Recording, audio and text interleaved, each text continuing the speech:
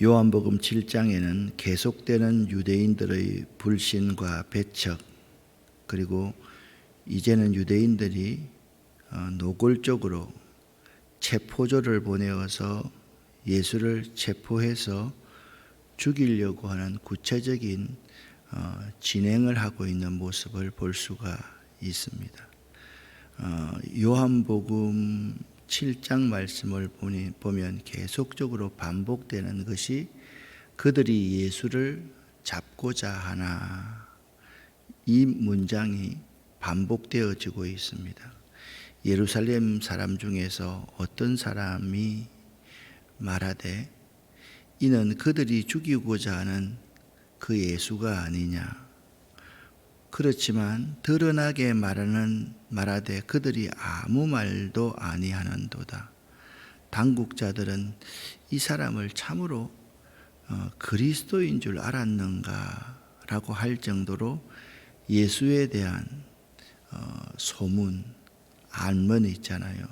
극단적으로 나누어져 있었습니다. 하지만 이 사람들은 또 인간적으로 봅니다. 우리는 이 사람이 어디서 왔는지 알고 있다. 이 말은 여러 가지 의미가 내포되어 있지만 이 사람은 갈릴리 사람이다. 우리가 참 천하게 생각하는 갈릴리 사람이다. 그 말도 포함되어져 있죠. 그들은요, 예수님이 베들레헴에서 태어날 것이다 라는 예언을 그대로 믿고 있었습니다. 그리스도가 오실 때에는 그분이 어디서 오는지 아무도 알지 못한다 라고 일반적인 말들을 합니다. 그때 예수님께서 아주 분명하게 드러내십니다. 성전에서 가르치시며 외쳐 이르시되, 자, 지금 이 기간이 어느 기간입니까? 초막절 기간입니다. 엄청나게 많은 인파가 예루살렘으로 모여들 때입니다. 예수님께서 성전에서 가르치시며 외쳐 가라사대, 자, 나는 내가 스스로 온 것이 아니다. 나를 보낸 자가 있다라고 말씀하고 있습니다. 나를 보내신 하나님은 참되신 분인데 너희는 그를 알지 못하나, 이 말은 잘 알지 못하나, 안다고 하면서 그분의 본심을 모르고 그냥 그분의 겉모습, 외모로만 그 모습을 아는 거라는 것입니다. 나는 그분에 대해서 너무나도 잘 안다. 왜냐하면 내가 그에게서 났고 그가 나를 보내었기 때문에 그렇다. 예수님은 자기 자신이 그분에게서 났고 그가 나를 보내었다라고 분명하게 말씀하고 있습니다. 그러자 그들이 예수를 잡고자 하나 손을 대는 자가 없었다라고 말씀하고 있습니다. 그것은 그 때가 이르지 아니하였기 때문이다. 32절 말씀을 보면 재미있는 말씀이 나옵니다. 그 무리 중에 많은 사람이 수근거렸습니다. 예수님에 대해서 이 사람이 그리스도가 맞아? 아니야, 아직까지 한번 더 지켜봐야 돼. 이런 분위기였습니다. 그런데 32절 말씀을 보니까 이렇게 말합니다. 그 수근거리는 여론이 바리새인들에게 들렸습니다. 이 바리새인들은 누구냐 하면 아마 사내들인 공회원들을 중심으로 해서 그 나라의 이 종교를 장악하고 있는 사람들입니다. 대제사장과 바리새인들이 예수를 체포하려고 아랫사람들을 보내었습니다. 자, 지금 예수님이 체포될 위기에 처해 있습니다. 그런데 33절, 34절 말씀을 보니까 내가 조금 더 있다가 나를 보내신 이에게로 돌아가겠노라. 나를 보내신 이가 누구라 그랬습니까? 하나님이라 그랬습니다. 너희가 나를 찾아도 그때는 나를 만나지 못할 터이요 나 있는 곳에 오지도 못하리라 하시되, 도대체 이 사람이 어디로 도망을 가기에 우리가 찾지 못한다고 하느냐, 그렇게 말을 하고 있습니다. 도대체 나를 찾아도 만나지 못할 터이요 나 있는 곳에 오지도 못하리라 한 말이 무슨 말이냐, 그들이 의문을 가지면서 36절까지 끝납니다.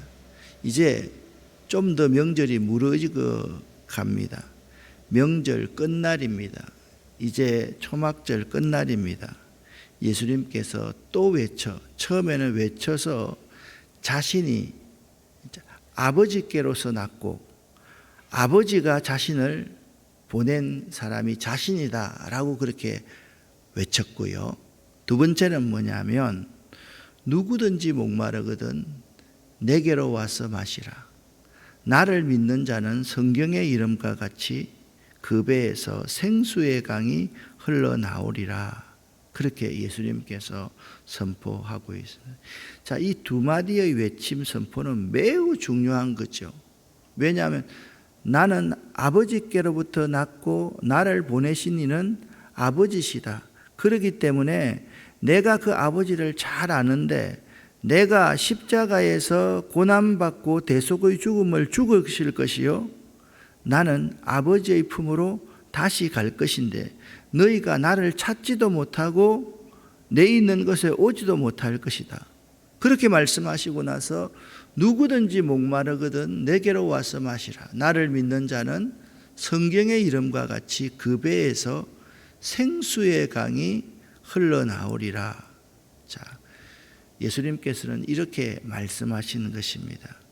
우리들의 채워지지 않는 영적인 갈급함은 오직 예수 그리스도만이 채워주실 수 있다. 그렇게 말씀하고 있습니다. 여러분과 저도 마찬가지입니다. 여러분과 저의 채워지지 않는 영적인 갈급함은 오직 예수 그리스도만이 채워줄 수 있다. 이 사실을 여러분은 믿으십니까? 믿으십니까? 믿으시기를 예수 이름으로 간절히 축원합니다. 인생을 살면서 이게 보면 우리가 의식주 문제가 다 채워진다고 해서 우리의 모든 것이 만족한 것이 아닙니다. 의식주의 문제가 아무리 채워진다 할지라도 이제 낮에 이제 밭에 일을 하러 환경센터에 이렇게 가고 오고 하다 보면 왜 이렇게 많은 사람들이 걷고 있고 또 자전거를 타고 있고 또 차를 타면서 드라이브를 하는지 이제 그분들을 보면서 이런 생각이 듭니다. 참 좋은 세상이다. 이렇듯 여유가 있으니까 저분들이 저렇게 자전거도 타고 함께 걸어도 다니고 또한 드라이브도 하고 이런 게 아닌가라는 생각을 해봅니다. 그분들은 그분들 나름대로 여유를 즐기는 거죠. 그런데 오늘날 많은 경우에 그렇다 할지라도 그분들이 나쁘다는 게 아니라 참 우리가 의식주 문제는 그것 때문에 배고파하는 사람이 그렇게 많지는 않는 것 같아. 그렇지만 옛날보다 우리가 신앙적인 갈급함을 채우고 살고 있느냐라고 물어본다면 지금보다 훨씬 못 살고 하루 종일 여유롭게 걸어볼 여유가 없이 해 뜨면 밭에 나가고 또한 밭에 나가 돌아오면 시장에 가서 아침 시장 가서 팔고 돌아와서 또 밥 한 술 뜨고 밥 한 끼 해서 온 가족들에게 다 먹여서 학교다 보내고 그리고 바닷가 갯벌에 나가가지고 갯벌에서 바지락을 한 다라이 해가지고 돌아와서 또 그것을 까서 저녁에 팔고 또 돌아와서 저녁밥 하시고 그렇게 곤하게 주무시던 아마 그때가 지금보다 훨씬 더 영적인 갈급함, 신앙적 갈급함을 더 채울 수 있는 시대가 아니었는가라는 생각도 해봅니다. 우리 삶에 있어서 이 신앙적인 갈급함은요, 오직 예수 그리스도만이 주실 수 있는데 이것은 우리의 의식주 문제가 다 해결해서 채워지는 것이 결코 아닌 것이지요. 자, 누구든지 목마르거든 내게로 와서 마시라. 나를 믿는 자는 성경의 이름과 같이 그 배에서 생수의 강이 흘러나리라, 흘러 넘치라고 예수님께서 말씀하시자 이렇게 요한은 증언하고 있습니다. 이는 그를 믿는 자들이 받을 성령을 가리켜 말씀하신 것이다 라고 이 요한복음의 저자는 이 부분을 해설해 주고 있고, 그리고 갈로를 열어서 예수께서 아직 영광을 받지 아니하셨으므로 성령이 아직 그들에게 계시지 아니하시더라 라고 언급하고 있습니다. 예수께서 아직 영광을 받지 않으신 이유가 무엇입니까? 십자가의 죽으심이 없기 때문입니다. 십자가의 죽음을 통해서 부활의 영광이 드러날 수 있습니다. 우리도 마찬가지입니다. 우리도 십자가 앞에서 철저한 회개가 없으면 성령님이 우리 가운데 충만하게 임하실 수가 없습니다. 이 십자가 앞에서 철저한 회개, 나를 부정하고 나를 부인하지 않으면 성령이 우리 속에 강력하게 활동하지 못한다는 거죠. 그러면 여러분 이걸 그냥 보면서 성령이 활동한다, 성령 충만이라는 것이 뭐냐?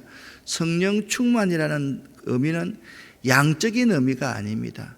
이렇게 이 컵에 물이 이렇게 넘쳐가지고 이렇게 흘러 넘치는 거, 이게 성령 충만이 아니에요. 성령이 충만하다는 충만의 뜻은 다스림과 지배를 받는다라는 거예요.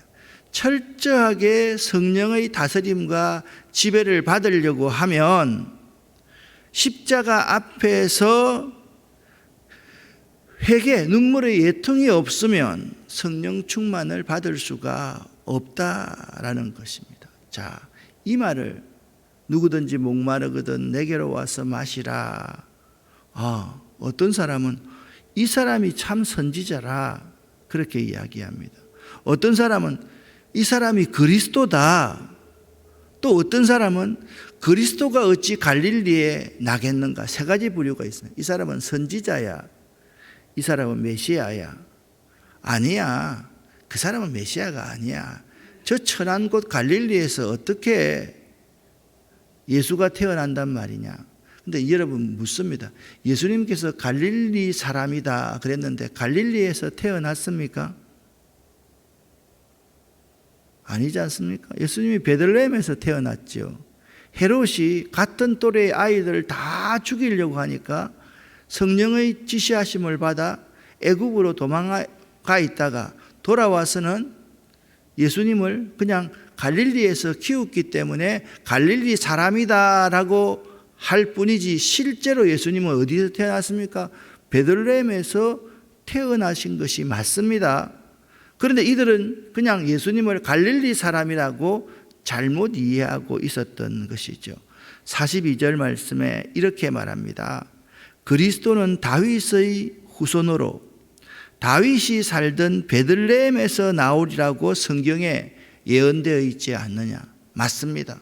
예수님은 베들레헴에서 태어나셨습니다. 그러나 그들은 예수님을 알고 있기로 갈릴리 사람이다라는 정도 잘못된 지식을 가지고 있는 거죠. 어떤 사람은 그리스도라고 하고 어떤 사람은 예언자 중에 한 사람이라고 하고 어떤 사람들은 그리스도가 어찌 갈릴리에 나오겠느냐라고 말하고 있는 것입니다. 여러분은 어떤 부류의 사람이었던 것 같습니까? 여러분이 그 시절에 살았으면 여러분은 어떤 부류에 들었을 것 같습니까? 여기서 우리들은 유대인들이 추구하는 지식의 한계성 때문에 생수의 강이신 예수님을 깊이 있게 경험할 수 없었음을 보게 됩니다. 보게 됩니다. 여러분과 저가요, 예수님을 바로 알면, 그러니까 사람을 알 때도 마찬가지입니다. 그 사람에 관해서 피상적으로 알면, 그래, 저 사람 갈릴리 사람이지. 그렇게 말할 수 있는데 그 사람과 인격적으로 서로 대화하면서 서로 그 사람을 알아가면 사실요, 제가 옛날에 이렇게 살았더랬어요. 이렇게 실패했더랬어요. 그럴 때 제가 이렇게 정말 어쩔 수 없이 죽고 싶었더랬어요. 몇 번이나 죽고 싶은 마음이 많이 있었더랬어요. 그런데 내가 있잖아요. 어느 날 예수 그리스도를 인격적으로 만났거든요. 그 교회가 어느 교회였어요. 이런 말들을 이제 우리 등록하시고 교회 신앙생활 하시는 교인들을 만나면 참 많이 듣습니다. 참 많이. 그렇게 깊이 있는 대화를 해가면 그 사람에 대해서 너무 잘 알게 되는데, 그렇지 못할 때는 피상적으로 그분에 대해서 우리가 잘못된 지식의 한계성 때문에 그분을 잘 알지 못하게 될 수 있는 거죠. 예수로 말미암아 무리 중에서 쟁론이 되었습니다. 또 말합니다. 30절에 이어서 그 중에 그를 잡고자 하는 자들, 누굽니까? 대제사장들이 체포조로 보낸 자들이 있었으나 그들이 지금 체포할 생각을 안고 넋을 놓고 예수님의 설교를 듣고 있는 거지요. 7장 12절에도 그런 말씀 있었지 않습니까? 이 예수에 대하여 무리 중에 수금거림이 많아 어떤 사람은 좋은 사람이라 하고 어떤 사람은 아니라 무리를 미혹하는 사람이다 라고 하는데, 유대인들이 두려워해서 그에 대해서 말하는 사람도 없었다. 지금 7장 후반절에서는 그가 선지자야, 아니야, 그가 분명히 그리스도 메시아 맞아, 아니야, 그는 갈릴리 사람인데 어떻게 그가 그리스도가 될 수 있단 말이냐. 그리고 예수님을 체포하려고 지금 서 있는 아랫사람들이 그게 있습니다. 그리고 그 배후에 있는 유대인들이 있다는 거죠. 지금 예수님의 제자까지 치면 6부류의 사람들이 예수님 주변에 있는 것입니다. 7장 30절 말씀에 읽었듯이 이 말씀이 있었지 않습니까? 예수를 잡고자 하나 손을 대는 자가 없었니 이는 예수님의 때가 아직 이르지 아니하였음이라. 이 부분도 요한의 해석이죠. 예수님의 때가 되면 예수님께서 십자가에서 고난받고 돌아 죽으실 것인데 요한은 아직 때가 되지 아니하였다라고 말씀하고 있습니다. 이제 마지막 부분으로 갑니다. 이제는 대제사장들과 바리새인들 사이에서도 논쟁이 일어납니다. 예수가 그리스도냐 아니냐, 예수가 그리스도냐 아니면 예수가 이 무리를 미혹하는 이단자와 같은 사람이냐, 그런 말입니다. 아랫사람들이요, 대제사장이 자기 아랫사람들을 체포조로 보냈지요. 돌아왔습니다. 그들이 묻습니다. 어찌하여 체포하여 오지 않았느냐? 그들이 이렇게 대답합니다. 그 사람이 말하는 것처럼 말한 사람은 이때까지 없었나이다. 그렇게 말합니다. 여러분, 이 관리들이요, 예수님을 잡아오지 못한 이유가 무엇이었는가 하면 예수님의 말씀의 권위에 그들이 압도당했기 때문입니다.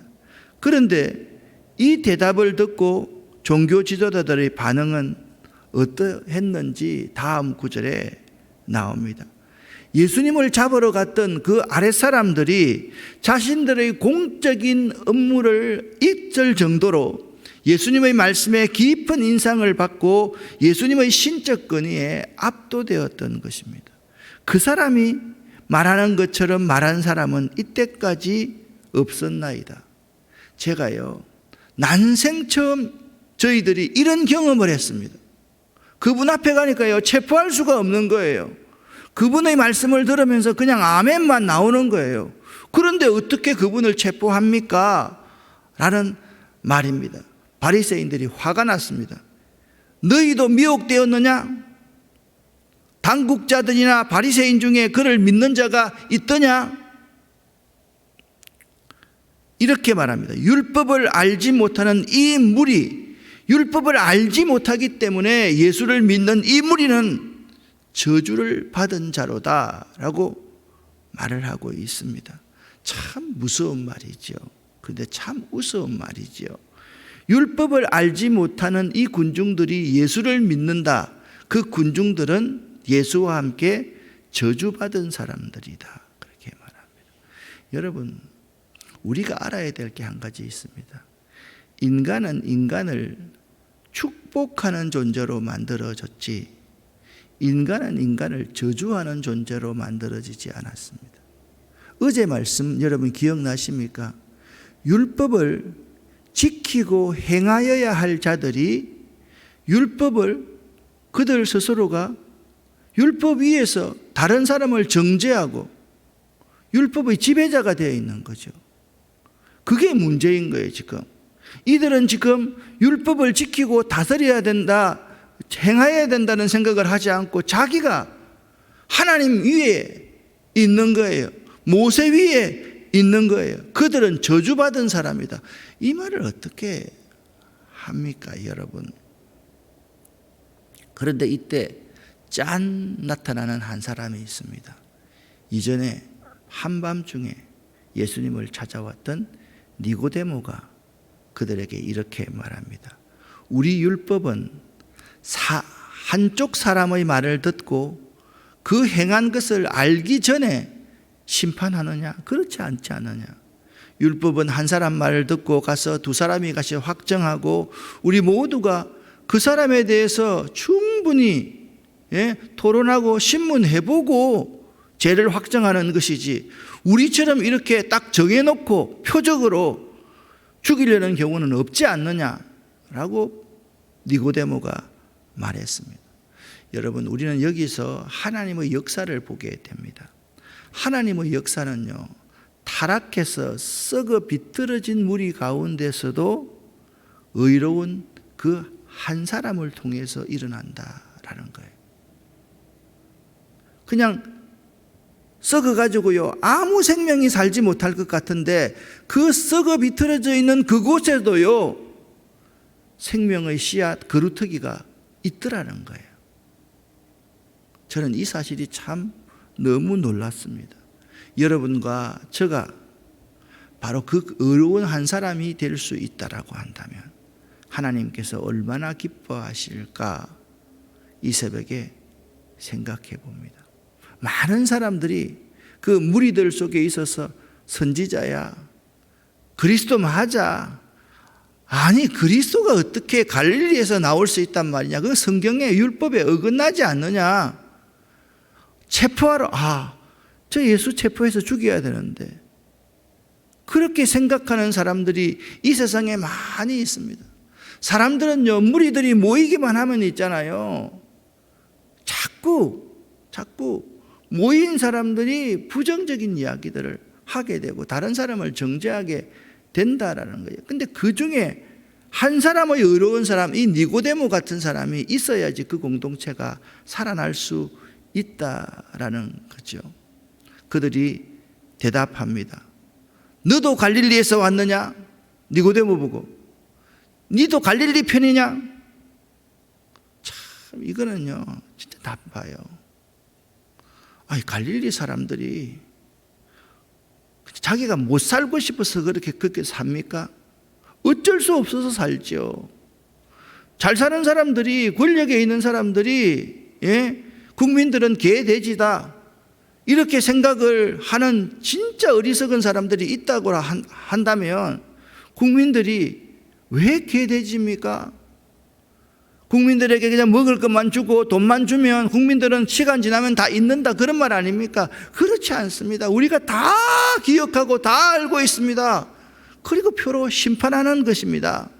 우리는 오늘 이 말씀 가운데 갈릴리에서는 선지자가 나지 못한다, 단정해버리는 사람, 너도 갈릴리 사람이냐? 그렇게 단정해버리는 사람.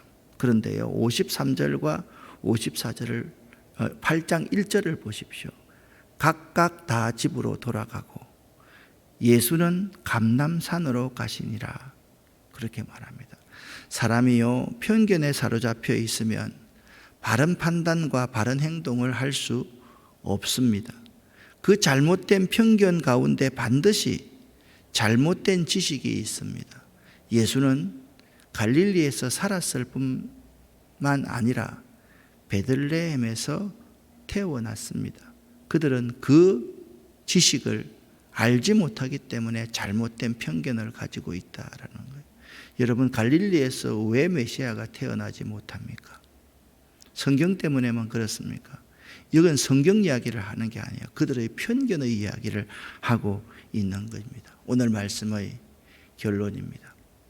7장의 결론입니다. 이제 8장 2절부터 보면요, 현장에서 간음하다 잡혀온 여인 이야기가 바로 나옵니다. 보세요. 토론만 하다가 다시 집으로, 세상 속으로 돌아가는 사람들과 기도하러 감람산으로 가시는 예수가 7장 53절과 8장 1절에서 대비되어 있습니다. 우리가요, 새로운 것으로 우리 자신을 바꾸려고 하면요, 다시 집으로, 다시 세상 속으로 돌아가면요, 그것보다 더 악한 자들이 될 수가 있어요. 그런데 우리는 예수님처럼 무리가 자신을 임금으로 삼으려는 줄 아시고 혼자 어디에 올라갔습니까? 산에 가서 기도하셨습니다. 지금도 마찬가지입니다. 그들은 예수를 잡아 죽이려고 하지만, 너도 갈릴리 한패냐? 니고데모에게, 하인들에게 너도 갈릴리에서 왔느냐? 당국자들과 모든 사람 중에 갈릴리 저 사람 편 있는 사람 다 잡아와. 그렇게 말하는 가운데 예수는 기도하러 감람산으로 가셨다. 여러분, 기도하러 감람산으로 매 순간순간 올라가는 여러분 되시기를 예수 이름으로 간절히 축원합니다. 기도하겠습니다. 살아계신 하나님 아버지여, 감사합니다. 오늘도 수요일 저녁 성경 강해하는 그 시간까지 하나님, 우리가 항상 감람산을 오를 수 있는 마음, 이 마음 갖고 살아갈 수 있도록 도와주시옵소서. 하나님, 우리들 한 사람 한 사람들을 축복해 주시옵기를 간절히 바라옵고 원합니다. 오늘 이 본문에 나오는 수많은 사람들 가운데 우리가 본받아야 될 사람, 예수, 기도하러 감람산으로 올라가시는 예수님 본받고 살아가는 우리들 될 수 있도록 도와주시옵소서. 이 새벽에 나온 우리 모두를 축복합니다. 이들의 가정을 축복합니다. 이들의 사업과 이들의 일터를 축복합니다. 이들의 자녀, 손을 축복합니다. 이들이 섬기는 교회를 축복합니다. 하나님, 이 모든 분들에게 복을 내려 주시옵소서. 예수 그리스도 이름으로 축복하옵고 간절히 기도 올립니다. 아멘.